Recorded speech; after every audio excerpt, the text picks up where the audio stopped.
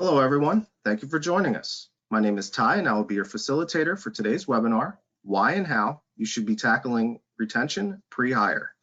This event is being presented by HR Morning and sponsored by Cangrade. Just a little housekeeping before we get started. If you have any questions during the presentation, please type them into the chat box in the control panel. If they're regarding the subject being presented, I'll add them to the queue for questions at the end. Lastly, today's presentation can be downloaded from the handout section of the control panel. Now I'd like to introduce your moderator, Jen Rifkin. All right, thank you, Ty. I'm excited to be here today. My name is Jen Rifkin, and I am the Director of Customer Success at Cangrade. So we are joined today by two panelists, Michelle Cousins from Plan B Consulting, and my colleague, Dr. Liana Epstein. Now, before we have the panelists introduce themselves, I wanted to share an overview of each of our organizations. So starting with Cangrade. Cangrade streamlines all aspects of the recruitment lifecycle, equipping hiring teams with bias-free, AI-driven predictions on the likelihood of job success and retention for each applicant. We're also joined today by Plan B Consulting. And at Plan B Consulting, the mission is to assist nonprofit organizations and small businesses across the U.S. to become both more effective and more efficient, short-term and long-term, through practical business planning, resulting in meaningful and measurable organizational benefits and societal impact. So now that we know a little bit more about the companies joining us on today's webinar, let's meet our panelists. Liana, why don't you tell us a little bit about yourself? Absolutely. Thanks for the intro, Jen. So in my current role, I'm the head of analytics for Cangrade. And what that means is I'm the scientist inside the machine that's working to drive your talent management processes with accurate and efficient diagnoses of soft skills, both for current employees and for prospective candidates. So my overall goal as an applied social scientist is to help organizations leverage data to make great data-driven decisions. And for the past decade and a bit, I've focused this skill set in the tech world. And for the past 7 years, I've focused it on HR tech in particular, co-founding my company Cangrade along with my COO. Great, thank you. And Michelle, why don't you tell us a little bit about yourself?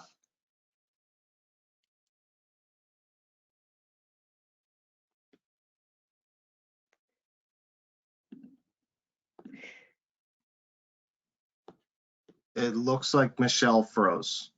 Yeah, I was going to say everything froze up There she there. is. The new normal. I was like, I don't know what's going on here, but I heard most of what Liana said, and luckily I know about her. So am I up next then? Is that where we left off? Okay, good. Take it away. Yeah.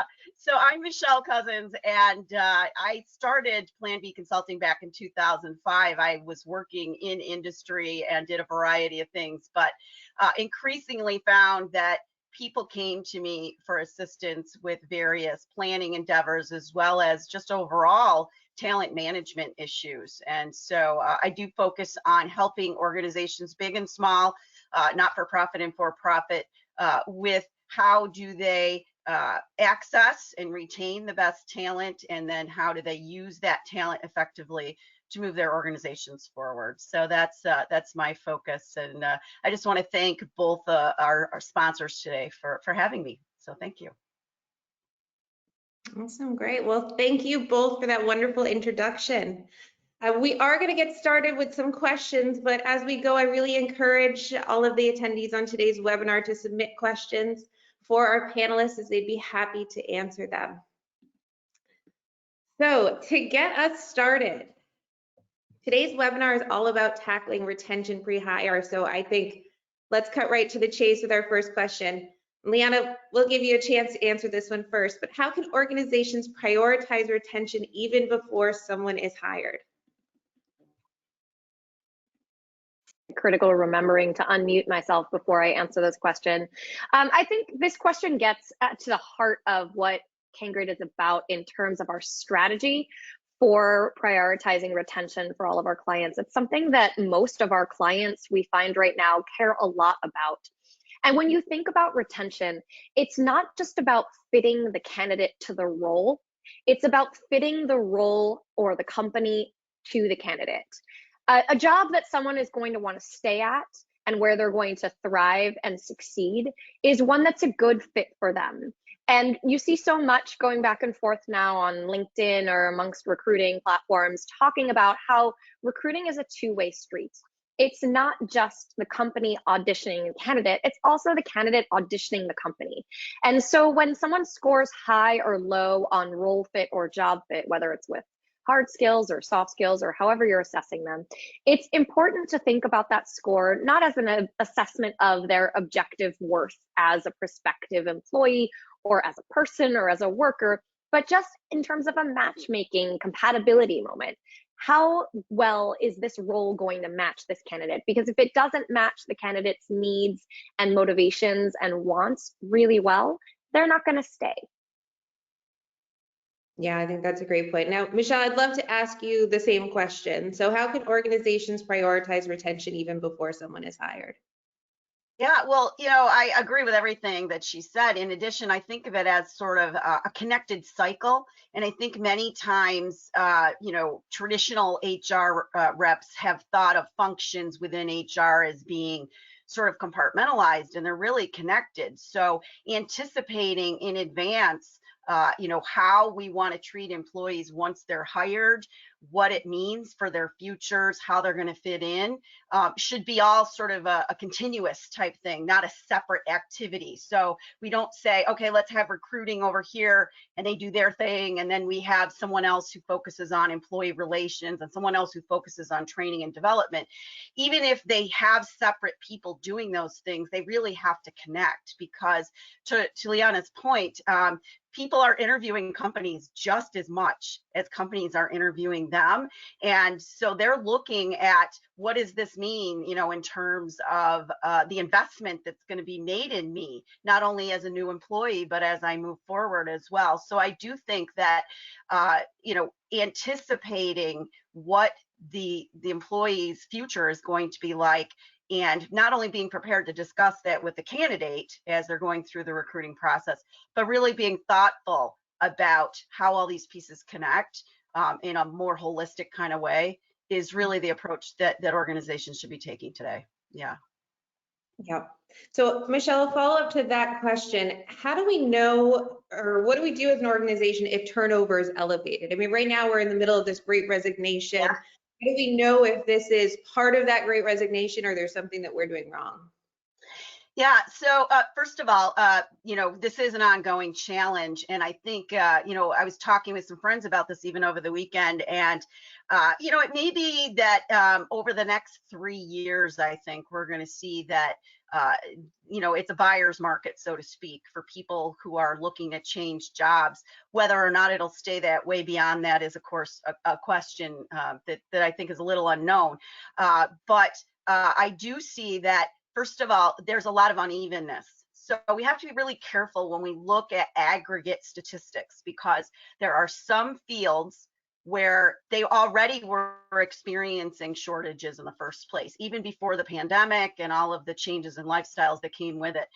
So there are certain disciplines that unfortunately we just didn't have enough people for in the first place. And then on top of it, you've got people who, number one, some really feel that the only way they can progress in terms of promotions or in terms of their compensation is to change jobs. And so again, that's an important part of this conversation as well.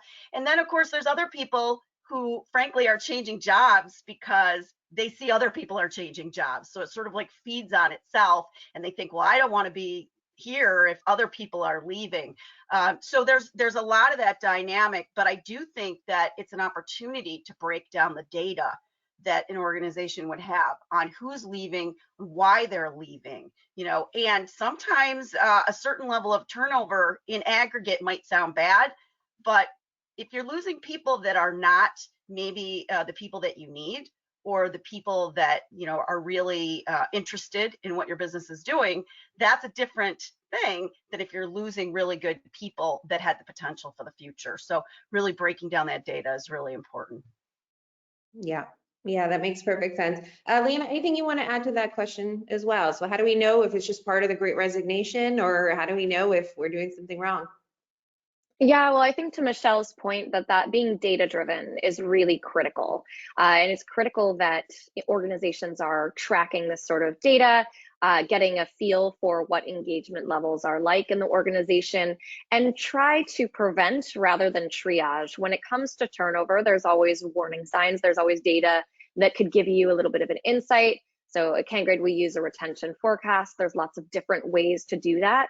And if you have those warning signs, you can prevent rather than go into panic mode when someone submits the resignation letter. At that point, there's not really much that can be done. And so it's really more helpful to prevent rather than to triage. That's always going to work better.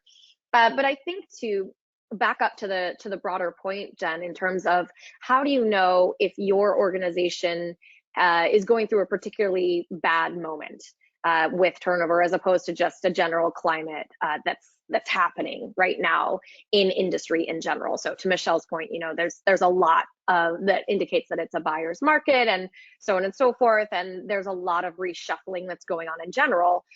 So to the extent that that's going to happen, that's going to happen. But there are organizations that are weathering that storm better or worse. And I think it's important to take a look at the data to understand whether your organization is doing better or worse than average, particularly in your sort of domain. And if you are noticing turnover at a higher level in your organization, whether it's compared to your competitors or year over year, you're just noticing it increasing and it's not getting better, it might be a moment to think about how you're assessing candidate fit and how you're assessing employee fit and what you're doing to encourage and promote that fit once somebody is with your organization. There's lots of different ways that you could tackle it. You could start by focusing on soft skills pre-hire so that you're making sure you're setting folks up for success in those intangible ways that are more difficult to teach. Or you can focus on it post-hire where you're looking at upskilling, career pathing, maybe lateral movements among teams to keep people happy and interested in what they're doing. There's both pre and post-hire moves you can take if you do notice that your turnover is particularly high. And it's something that you shouldn't wait around. You should feel really comfortable escalating that and trying to take action on it. The best way to do that for internal buy-in is to provide some sort of data. Yeah, absolutely. And I love the point that you made, be proactive about it, don't triage this. And I think that leads us into our next question. So in looking at soft skills, I know you put the focus on soft skills, are there certain characteristics that make someone more likely to stay that you should be looking for in the hiring process? And what would some of those characteristics be? So there's a lot of differing opinions on this in the HR tech industry. So I'll speak from my expertise as a social psychologist and take away my industry hat for a minute. There is no magic formula to what makes someone stay in a job. So any solution provider that tells you that they have a magic formula where, these are the ingredients of the personality that will stay with you forever, get a different solution provider. There isn't. It would be great if there was some sort of silver bullet for keeping someone forever. It's not a thing. And if someone is telling you that they have it, they're quite frankly, they're being disingenuous. What you can do is understand and really do a deep dive into your organization. There's lots of different ways that you can do that, and we can unpack that a little later on in the discussion, but really understand what works in your particular environment and that particular role you're trying to hire for in your environment. And there's lots and lots of ways that you can unpack this and get at this. But once you understand your specific niche, then you can start working on, okay, what's the magic formula for your particular tiny slice of the world, because there is not one thing in general in every role in every company and so on and so forth. Even just if you're hiring for a salesperson, there's no magic formula for every salesperson. There's this rush towards big data. Big data is some sort of, all-knowing, omniscient thing. It's not. A lot of times it's small data that is really what's important. And so that gets at Michelle's point, just be a data-driven organization and really understand what makes you tick as a unique organization. Yeah, I agree. I want to add to that too, because I think it's a combination of understanding the roles and as you said, the nuances of what is deemed to be the qualities you need for someone to be successful in a given role, which is very particular to that job. But then also we've got to remember that individuals each care about different things as well. So on top of the role itself being unique, you've got people who are dealing with all sorts of things in their lives that can vary significantly. They have different priorities.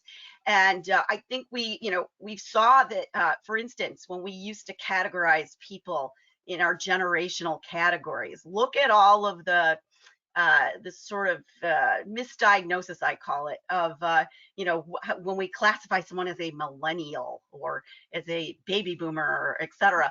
And a lot of people were offended by that because it really goes against the idea that there's a lot of qualities that go into someone's character of who they are. And so I do think that some people are going to be attracted to a company for one reason, others for another, and that same with why they're going to stay. It kind of goes also hand in hand with the backdrop of the culture of the organization as well, of course. But I think it really reminds us that we have to understand, and as you said, it's sort of akin to micro versus macro, right? We have to understand what individuals are about and what they care about, and that's a different level of understanding that not just HR but management in general really has to take the time to actually do. Yeah, it's a people first mentality, right? Right. And you invest in people and you get a lot more out of it. So to that point, and Leanne, I'm going to follow up with this question for you. So how can shifting your hiring focus from hard skills to soft skills improve retention, and keeping in mind that people first mentality? Yeah, so I think to follow up essentially on Michelle's point, I mean, it's really, really important that you understand your people and what motivates them to do their best work. So people don't leave jobs because, they didn't get enough cupcakes on Tuesday for free. They leave their job because they don't feel excited to come to work. They don't feel valued by their organization. The idea of getting up in the morning and going to work, even if it's just, in the other room in their home office, doesn't feel good anymore. And that's why they leave. They don't leave because they didn't get a nice enough fleece. So it's making sure that you're speaking to what motivates them. I'm sure there are some folks out there that are just in it for the fleece, but they're few and far between. And it's really important that you're able to speak their language. So the way, as Jen's sort of hinting at, the way that I've approached it as a social psychologist is that one of the best ways to create this sort of magic formula we're all looking for your unique role in your unique organization is to understand what makes people tick. And to do that, you need to understand what they're good at and what they struggle with. And by that, I don't mean, whether they can use Workday like a champ or not. By that, I mean, do they have high attention to detail?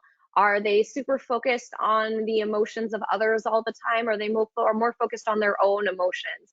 Understanding who they are in the workplace will make sure that your managers and your organization as a whole is able to support them and able to bring out the best in them, and also able to upskill around the soft skills that maybe they're struggling with in a very targeted way. As an organization, upskilling is expensive. You get a limited amount of time to do that, and it pulls people away from their actual work that they're supposed to be doing. But it's a critical piece towards keeping someone in your organization and towards retaining them. They want to feel invested in, like you're invested in them. They want to feel like you value them. And delivering that upskilling around soft skills is essentially saying two things. I see you and I'm supporting you into being the best possible worker in this organization that you can be. And employees who have that, who can feel that difference in their organization, are going to be the ones that stay. Yeah, that's great. Michelle, anything you want to add to that before we move on to the next question? Well, yeah, I mean, a couple of things. First of all, if you haven't read the book by now, and it's been out for a while, Drive by Dan Pink, he talks about 3 levels of motivation. Motivation 1.0, 2.0, and 3.0. Motivation 1.0 is where people are basically showing up to work to earn a paycheck. And that's pretty much it. Very sort of transactional mindset. And motivational 2.0 is the carrots and the sticks. And to your point, Liana, I mean, the perks are nice, but those are very short-term incentives for people, because what happens is as soon as we get something, our brain recalibrates And now we go to the next level of expectation. So, I was looking as my kids, are all in their late 20s, early 30s, and they talk about, well, we get lunch paid for at work, and we get this and we get that. And at first I was like, oh, well, I never got that, right? But you know what? It was like a novelty to them for like maybe a few weeks, and then who cares? So I think we have to think about, those sort of extrinsic, external kind of perks have very limited value, because again, we just adjust, we get used to what we already have, and we want to know what's next.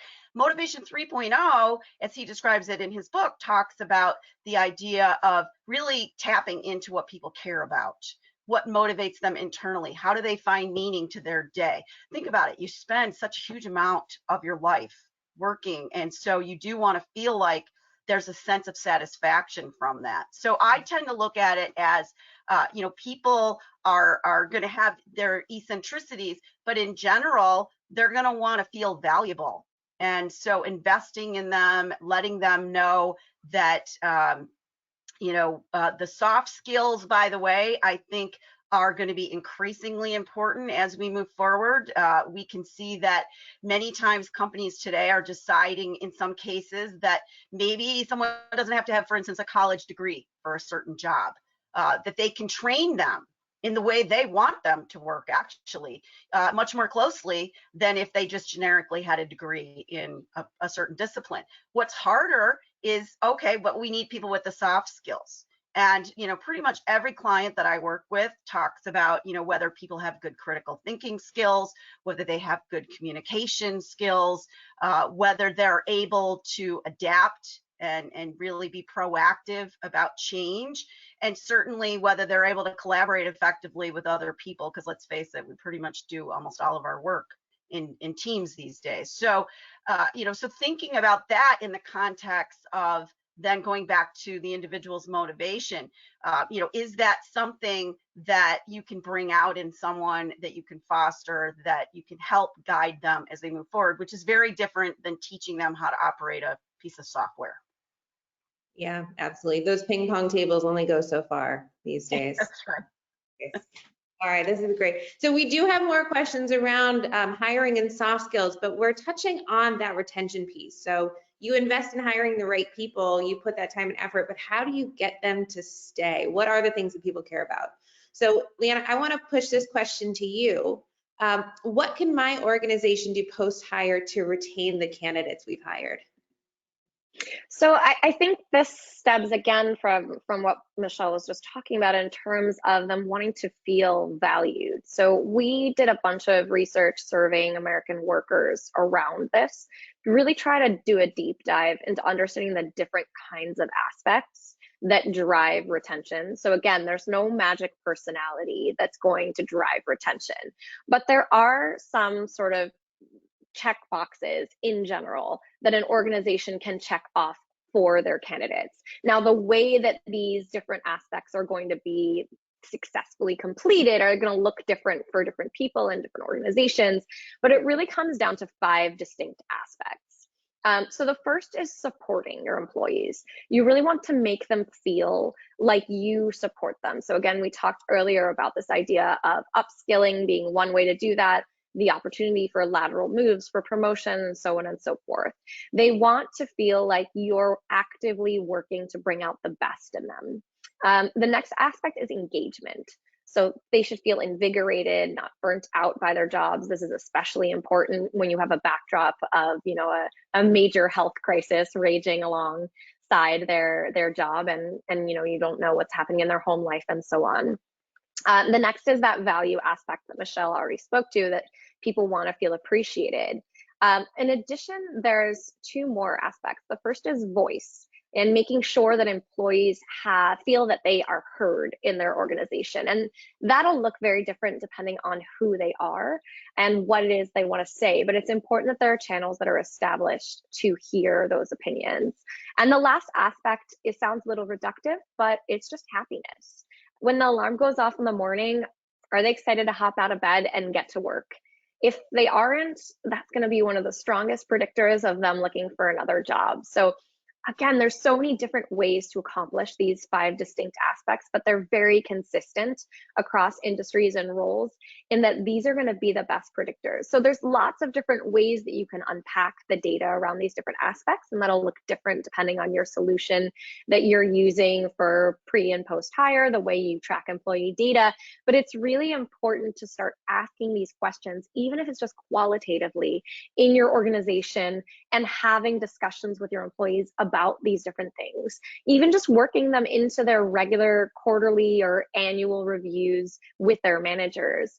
Asking questions around these 5 areas can really help give you some of those warning alarm bells before you have an attrition problem. And I think that goes back to that prevention, not triage. So get after it. Michelle, I'd love to ask you the same question as well. So what can my organization do post-hire to retain the candidates we've hired? Yeah. So, I really think of this as sort of a series of things that have to fit together. First of all, giving people the opportunity in the first place to be successful, right? And you know that feels very different than here, go, good luck, right? If anyone's ever started a job and they're sitting there at their desk kind of wondering what's next, it's not a good feeling. So they have to feel that sense of support. When I think of support, I also think of resources. Are you giving them the tools? Are you giving them everything from the physical resources, the financial resources, technology, and the people resources to actually feel they belong? I think a sense of belonging is really, crucial for people these days, and that's extra challenging in a remote environment. I'm sure people where, people have started jobs 2 years ago in a remote environment, and they're not just now maybe meeting people face to face for the first time. And so that also factors into it. Certainly, as Liana was talking about, understanding what's expected of them in the first place. So setting those performance objectives. If you aren't using a resource like The First 90 Days by Michael Watkins, that's a great resource that kind of frames out partnering with the employee to think about, what is that going to look like, and how can you help them, and what are they looking for in terms of assistance and guidance, and so on. And then on top of that, looking at engagement, and what does that mean? And that goes back to culture and belonging and those sorts of things. And then the incentives. And again, as we discussed, incentives are fairly individual. I mean, I know we tend to think of incentives in these blanket terms of salary and benefits, but even today, those types of things can be tweaked pretty significantly around different nuances. And then, of course, to the point that Liana made, are they satisfied?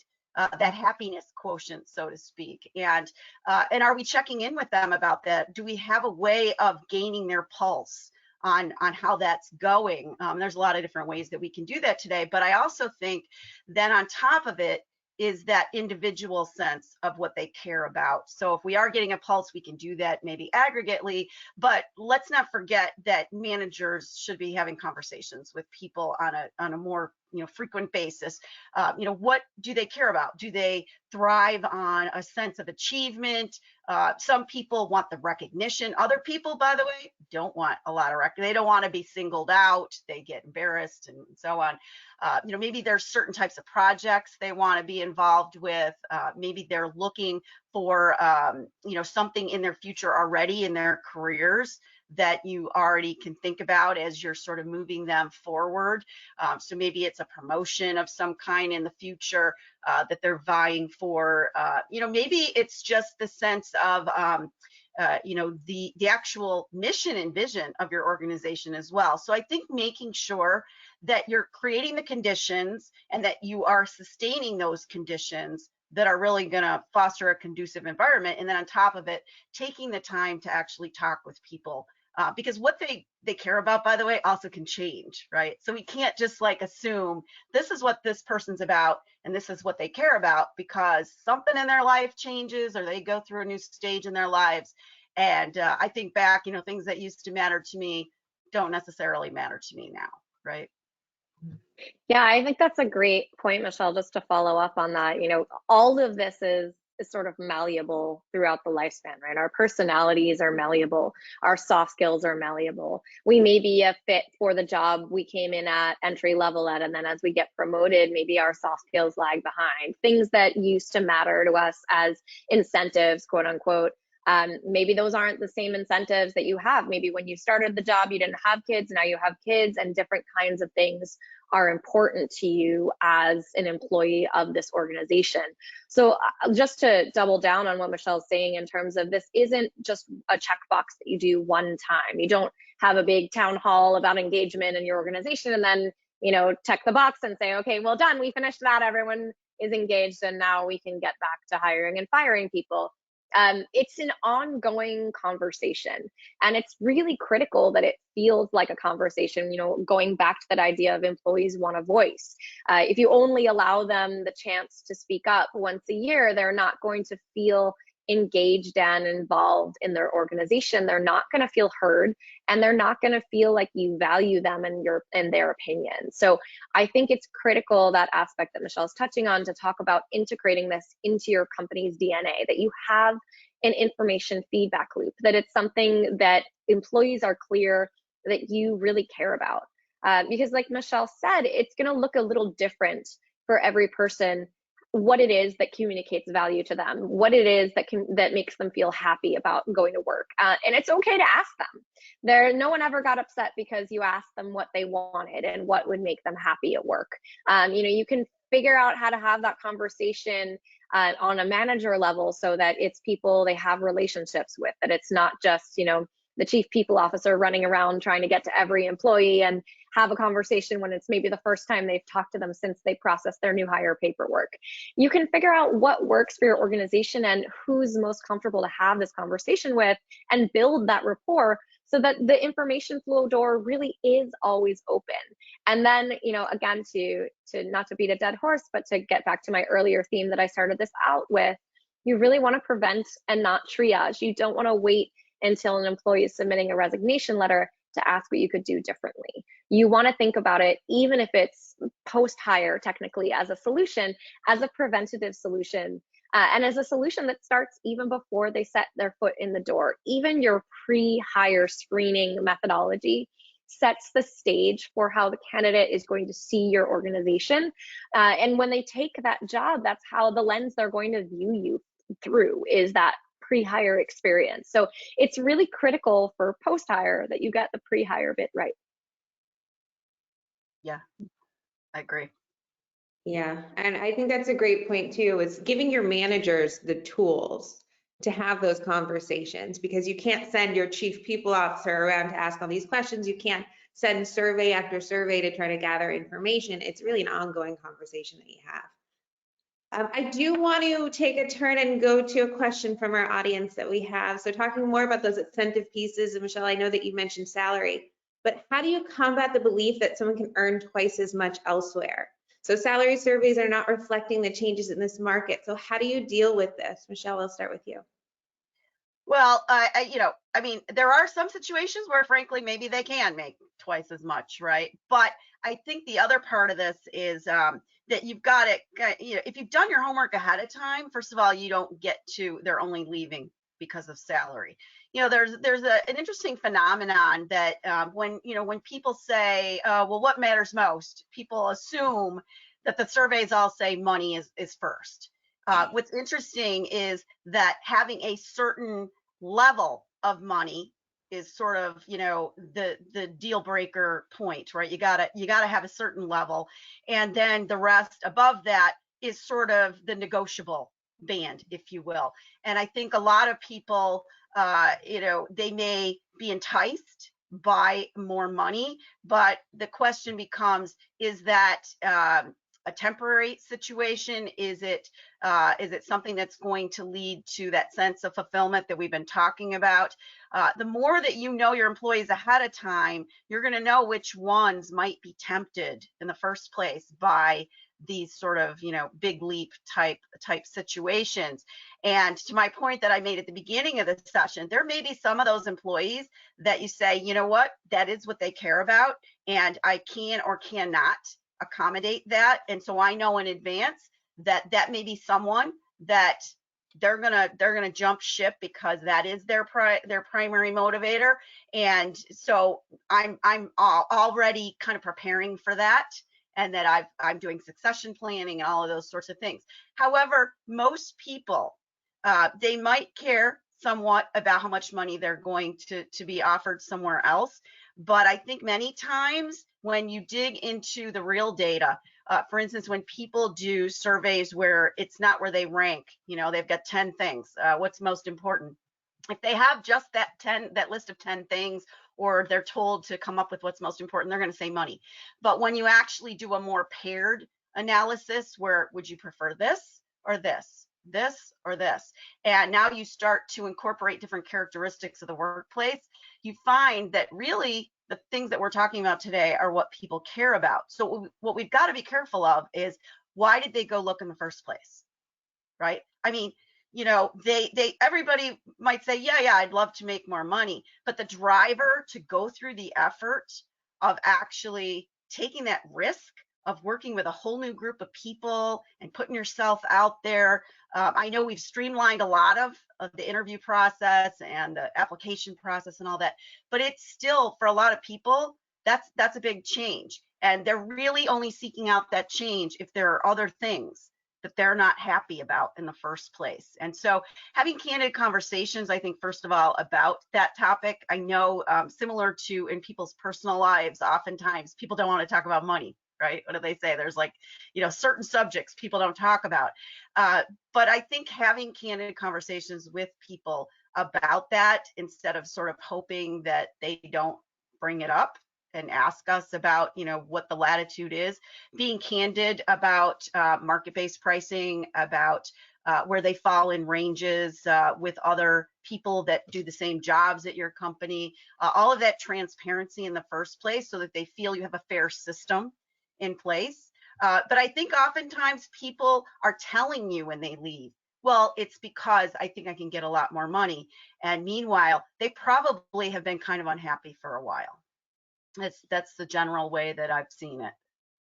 Yeah, no, and I think to follow up on my previous life, I was a survey scientist, so I also feel your pain with the rank these 10 things survey questions. So if anyone ever wants to just hear me go on a rant about sloppy survey practices, I have a lot to say, but that's for another panel. But yeah, definitely don't ask people to rank 10 things at once. Definitely do those paired questions, like Michelle says, where you're forcing a choice, or even better, just ask about one thing at a time and have them rate them. But to speak to Jen's initial question, there's lots of different ways to communicate value. Money is one of those things. And to Michelle's point, there's a certain baseline of money that you need to give someone to communicate value for their particular role in their particular level in their particular industry. And below that level, it gets insulting. They wouldn't have taken the job in the first place, right? And then there's that band that Michelle talks about in terms of the wiggle room. And that with that band, once people have enough money where they feel like they're not being, insulted by the salary they're getting, that band can be filled in a lot of different ways. So one of those ways is money. And then there's, an infinite number of other things that you can do to make someone feel valued. And you'll see this in different job ads. People provide education budgets, people provide childcare credits, people provide bereavement time. There's lots of different things that organizations are doing, and they're trying to get creative to say, hey, you're a human being, we value you, we understand there's things that you need, and we're going to do everything we can to give them to you. In terms of why are they looking for the job in the first place, I couldn't agree more with Michelle. That very few people are looking for a job specifically and only because they feel that they are underpaid. But the problem is, if you are underpaying someone, you better make damn sure that everything else is perfect. Because the problem with underpaying something is it really raises the stakes for every other possible communication of value, and it gives you a lot less wiggle room. Everyone has a number where they're willing to stay even though they feel unhappy, and that number looks different for every person.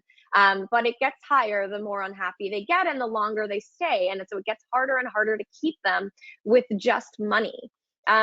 That being said, if you have someone who's thinking about leaving and you offer them a small raise, even if it doesn't go towards the double that maybe they can get somewhere else, it will be a small communication of value, especially when you couple it with a little honesty. Sometimes a little honesty goes a long way, which is just, hey, we know we pay under market rate. We know you could make more money elsewhere, but this is our way of saying we really value you. We appreciate the dedication you're making to our organization. This is all the raise we can afford to guarantee you right now. But please help us figure out different kinds of ways that we can work with you to communicate how valued and valuable you are to us. Titles are free. You can always give someone a new title. They don't cost a thing. So there's lots of different creative ways that you can make people feel seen, make people feel heard, and make people feel included, and make people feel valued with your organization. Money is just one of them. Yeah, that's a great point and a great question from the audience who we actually have another question that I'd like to ask our panelists. So Michelle, we'll start with you. What is the best practice for collecting information from stay and exit interviews so that it can be utilized going forward? So as far as collecting data, I mean, first of all, having consistent questions at the beginning so that way you've got data that you can actually aggregate, you can actually make use of afterwards. But then also, let's not leave out the conversational part of it. So if they are filling out a survey of some kind about their experience at the company, that's great, because that's going to be data that you're going to have somebody entering. But then you also want to make sure that they're talking with someone. I actually am going to throw this in a maybe unexpected direction, because I know typically that conversation is usually with an HR rep. But keep in mind that the person who's leaving, they either may be leaving with some resentment, or they may be leaving in a hurry, like I don't care anymore, my brain has moved on. Maybe they don't see the value in why should I kind of give you all the underpinnings of how I really feel, or they may feel like they have an agenda of some kind that they're leaving behind, that maybe there's someone that they do or don't want to say something about before they leave. So I think we've got to be careful about that context. So again, I think on the general reasons, surveys can be very effective, but I think on the conversations, first of all, HR is only going to get what that person wants them to hear.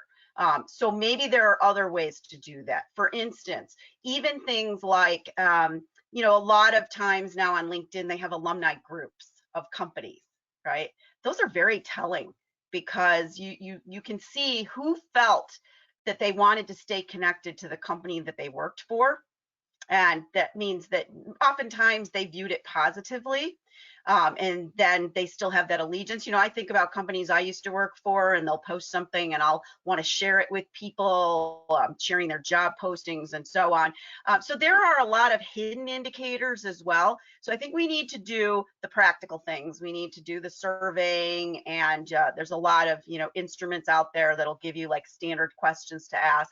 And then I think we need to think carefully about the things that people actually say, because they're usually loaded responses. And then I think we need to also think about, this kind of goes to, the model of customers is now being adapted to employees, in the sense that when somebody leaves, you don't want that relationship to end. If that was a valuable employee, if that was someone who you had a positive experience with, you want to stay in contact with them, because they can still be a bit of an ambassador for your company. And let's face it, sometimes they come back. I mean, that's the other phenomenon that we see a lot in today's work environment, is that people are, saying, hey, wait a minute, you know what? I'm going to go back to this company that I worked for maybe 10 years ago, 15 years ago, or 5 years ago. So I think that we need to think of this as a continuum, and we need to be careful about how we handle our end of someone's exiting as well, so that number one, we're trying to get at why they did actually leave, which hopefully we know, frankly, before they've ever left, but that also we're thinking about what's that follow-on relationship going to be like. That's how I look at it. Yep, absolutely. As someone in customer success, I do love hearing the correlation between employees and customers. I think that's so critical. You know, they always say employees are your customers, customers are your employees. So Right. what I would love to do is also just go back to one of the topics that we touched upon earlier, which is, again, hiring for soft skills. So Leanne, I know that this is more in your area of expertise, so I'd like to pass this question to you. How do I know what soft skills to hire for? How do I incorporate that into my hiring process, and how do we systematize that? How do I So get started? there you go. I have to be off mute first to answer the question, apparently. So I think it's really critical to start early. Again, prevention, not triage, to start early with diagnosing the soft skills. So the first step you need to take is to actually assess where someone's at with soft skills. And there's lots and lots of different solutions out there that do that. But understanding what you're working with is the first step to actually fitting someone to a role and supporting them once they get there. No one has a picture perfect soft skills profile, and you're talking about their whole personality. Everybody comes with little bits of rough edges, and those rough edges will differ depending on the job, because for one job, it could be great that you're really focused on other people's emotions. And for another job, it could actually be very distracting. So, you know, if you're on the phone talking with customers all day, you want someone to be emotion focused, but not too emotion focused, because then they can't actually push through the call and be proactive and solve the solution because they're too upset that the customer's upset, right? So all roles are about finding that precarious balance in these different kinds of personality traits and soft skills, and the ability to regulate somebody else's emotions or to stay immersed in your task as opposed to getting distracted.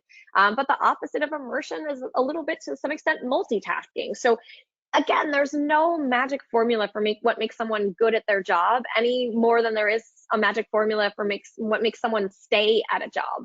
So what you need to find out is the soft skills profile that someone has, is that the right fit for the job that's right in front of them and that you're interviewing for right now. Once you assess those soft skills, it's really critical to weave those into your hiring interviews in a systematic and objective way. So a really critical piece of the pre-hire process are those deep dive interviews that you do with real live human beings that usually work for your HR department or who would be their prospective manager. And it's critical that every potential candidate is getting assessed and evaluated the exact same way to the extent that is possible. This is critical not just from a DE&I perspective, when you want to make sure that everyone's getting a fair shot at the job, but also in terms of making sure that you're really getting the best fit for your role. It also sets up your brand. You're asking why employees choose to stay with an organization. One of the reasons is that experience they have pre-hire, where they're being valued and heard and engaged and supported and so on and so forth pre-hire, before they even walk in the door. So it's really critical that soft skills are woven into every step of the process, and that whoever is doing the pre-hire screening understands that this isn't just lip service, this is a real value of your organization. And then that way, when they get there, their managers will understand that as well. These are things to be prioritized and to be rewarded the same way that hard skills are. Yeah, that's a great point. And a quick follow-up question that I have on that. So how do you know which soft skills to assess for? So for instance, are these conversations that you should be having with your direct manager? Is this the hiring manager? Is this current employees? How do you identify, is it immersion or is it multitasking? And how do you know what to ask for as part of that pre-hire process? Yeah, so that's a great follow-up. I mean, I think it speaks a little bit to Michelle's point earlier in terms of being data-driven. It's really critical that you're data-driven to the extent that you can be about what matters in these roles. So if you have KPIs, understanding who's succeeding and who's floundering in these roles is really important to understanding and unpacking the kind of holistic personality fit that's going to be best for that role. But that being said, there's a lot of companies, certainly that we work with in our organization, companies in general, that although they're striving to be data driven, they're not there yet for a variety of reasons. Maybe they only have one or two people in the role, or they just don't have a good grasp yet on what an objective indicator of success is. And rather than using something that's got a lot of bias baked in, like a performance review that's just a subjective, how well is this person doing in their job kind of a rating, it's better to sit down at a table with decision makers and really talk about what sort of soft skills, what sort of critical workplace competencies do we need for this role? Not to throw everything in the kitchen sink about, we want them to be good at everything. That's not what the goal is for this exercise. The goal is to prioritize those competencies that are make or break for the particular role you need and work to make sure there's consensus on that. What that will do is that when someone comes in, it'll set up a really easy way to evaluate how they're doing and to support them to do better if they're not doing as well as you'd hoped. Yeah, that's helpful. I know that's where a lot of companies struggle. So they know they need to put something in place, but where do I get started and how do I know what to choose? To follow up on that, so it is part of your application process that you're asking candidates about soft skills. So Michelle, I want to ask you this question. In this competitive job market, will candidates be more or less receptive to having to take a soft skill assessment as part of the hiring process? What are your thoughts? Yeah, I mean, I've heard some people that are, it can be intimidating, or they might feel like they're being put under an extra microscope. But by and large, a lot of people kind of welcome this. I heard Liana mention, diversity and inclusion, being equitable. I think that sense of fairness is really important for people. And this is one way that they can see, oh, this is a company that is trying to be objective in their evaluations. And that means that they're not just basing it on whether the person who's interviewing me likes me, right? So I do think that they have a respect for it if it's done in an ethical way, if it's done in a, it's still not maybe is labor intensive. I know sometimes people do complain if there's just too many hoops they have to jump through when they are looking at changing jobs. But some of the things that people could do, for instance, think about how subjective it is if someone is interviewed and the person interviewing them says, tell me about a time that you had to use your conflict management skills. I mean, like, what a question, right? And then the person either does one of two things. They either were really prepared ahead of time and reviewed some list of questions out there somewhere, and they've got like some canned answer ready, or they're sitting there going, what was that question? Like, my change management skills, right? And so then they have to quick make something up on the spot.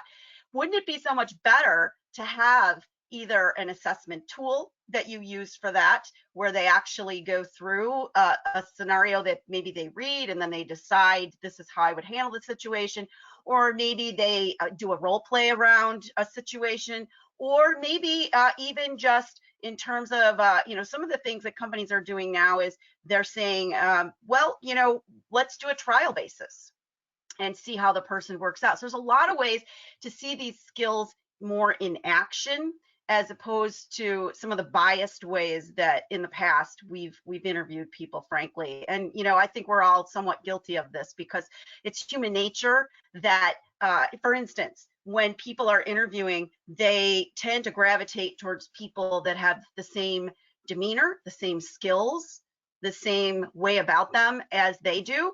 And if you can use an actual objective skills assessment, you're removing some of your own personality biases from that process. So I think identifying what those skills are in the first place, to Liana's point, by the way, there's a whole plethora of professional skills that could be out there, but that might be very different for someone who is going to be hired as a sales rep versus someone who's going to be hired as a computer programmer. And so, really finding, okay, what are those skills in the first place, and how can we actually assess those, as opposed to sort of this little game that people have played. So I think that candidates have a lot of respect for that, because I think they're tired of some of the game playing that's been done in the past, and they want to at least feel like they got a fair shake. And in some cases, they can actually get some data back, by the way, where they actually, whether they got the job or they didn't, they then can say, oh, so you were looking for someone that really focused more this way. And now that's also something that allows them to save face a little bit if they don't get the job. because they realize, oh, it's not because, Michelle interviewed me and she didn't like me. It's because, oh, okay, they were looking for someone with this skill set, and now I know I'm strong in this other one, and I'm gonna, go in a different direction. So. Yeah, absolutely. That's a great point. And even the idea of bias, when you talk about the hiring process and how soft skills can combat that. Leanne, I want to give you the opportunity, as I know that this is a bit in your wheelhouse. Anything else that you wanted to comment about Michelle's answer? Yeah, I mean, I think that that idea of making sure the hiring process is fair that Michelle touched on is a really critical one, especially because a lot of organizations right now are struggling not only with recruiting great candidates or any candidates, finding enough warm bodies sometimes to just fill roles they have posted, but also making sure that folks that are maybe out of the workforce for a little while or have a less traditional resume, a less traditional education background, as Michelle touched on earlier, have a fair shot at getting hired. Because a lot of the times the traditional check boxes that companies were looking for are not necessarily the right trees to be barking up, so to speak. And so that DE&I aspect is really critical when you think about why someone is staying with you. They're not necessarily staying with you because you check off all of their boxes in that same sort of way that you're looking for them. They're staying with you because they feel like you value them and they value you. It's that reciprocal value feedback that's being transmitted. And sometimes the best way to get that relationship off on the right foot, because it is a relationship, even though it's between an organization and an individual, it's still a relationship just like any sort of friendship or anything else is. And you're always trying to communicate that value. And the best way to start that off is saying, hey, I see you. You're not just a resume. You're not just a list of all the past things you've done. I don't value you less. I'm not going to pay you less because you took 6 years off to spend time with your kids while they were growing up. I value you for what you can bring to the organization. And soft skills are a great equalizer that way, because everybody has an equal chance at developing them, essentially. Unlike access to education or potentially other work experience opportunities, when it comes to soft skills, people can gravitate towards the soft skills that they care about. And that is going to be the building blocks of success for your organization. And that is going to be an easy way to level that playing field and say, hey, I see you for you and I value that. Yeah, that's great. So we are just about at the top of the hour, but I do think we have time for one more question that we are going to squeeze in, and it really marries two of ideas of pre-hire and post-hire. So Liana, to go on your topic of soft skills, how can hiring for soft skills fuel an employee's growth trajectory? That's a fantastic question. So identifying soft skill weak areas will benefit retention by allowing you to target and develop those areas that are most critical to move the needle on. And without these soft skills being built up over time, it may lead to employees failing to thrive in the organization or ultimately turning over because they don't feel successful. No one likes feeling bad at their job. No one likes feeling like there's some sort of intangible thing they're missing. Sometimes it's hard for folks to put their finger on the soft skill that they need to work on. So it's much easier to have an assessment that does that for them. If you point out, hey, I think maybe it's great that you're excited about other people's emotions and focusing on that, but sometimes you're doing it to the detriment of just getting your task done. Sometimes just having that as a conversation, you don't even necessarily need to fix anything per se, just sort of bring that level of awareness in a sensitive way, again, in a relationship where that kind of feedback would feel normal. And so just having those conversations will allow you to target their growth trajectory in a particular direction that's going to be particularly impactful for them in their career and also for your organization in terms of its growth and productivity. Perfect. All right. Hit it there at 9:59 my time. 1 minute left to go. Michelle, closing thoughts before we say thank you to everyone joining us today? Yeah, I mean, the only thing I would add is that I think that just like we're evaluating candidates and we're evaluating employees' skills, we need to remember that we need to be self-reflective as well. And so managers are not exempt. We should be also considering getting feedback from the people that work for us, because we may have our own blind spots about our own weaknesses on our soft skills. So there's a little something in there for everybody. And then it should also tie back, of course, to succession planning for the future as well. Not just the skills that people need for their current roles, but what do they need as we move forward as well. So. Perfect. Yeah, that was great. All right, well, I want to thank our panelists today for some great conversations, and I want to thank everyone who attended today's webinar. If any questions come up, we're happy to continue this conversation, as it's things we all love to talk about so much. So you have our contact information. We encourage you to reach out, and thank you again for your time today. Thank you. And Thanks, Jen, for moderating. in order to remain on schedule, we will respond to the questions that came in by chat via email in a timely manner. So with that, on behalf of HR Morning and Cangrade, I would also like to thank everyone for attending the webinar. This concludes our program.